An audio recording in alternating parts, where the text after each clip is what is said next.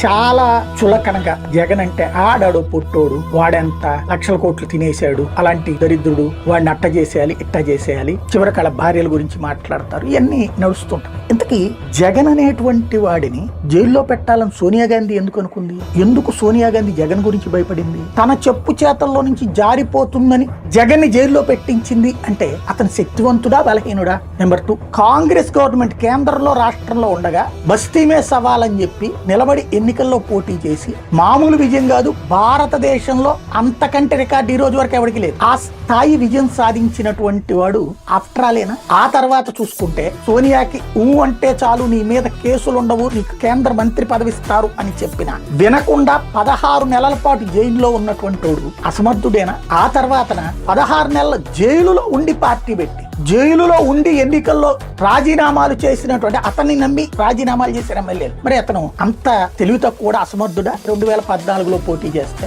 45% ఓట్లు ఎట్లా వచ్చినాయి? పాదయాత్ర చేసి ఏకంగా 151 సీట్లు ఎట్లా సాధ్యమైంది? అతను అసమర్థుడైతే 6 పార్టీల కూటమి, 3 పార్టీలు ప్రత్యక్షంగా, 3 పార్టీలు. ఆఫ్టర్ ఆల్ జగన్ లో ఏముందని 6 కలవాల్సి వచ్చింది? అంత తీసేసినా కూడా 40% ఎట్లొచ్చింది? రోజు ప్రతి వార్త అతని కోసమే పేపర్లు ఎందుకు మార్చేయాల్సి వచ్చింది?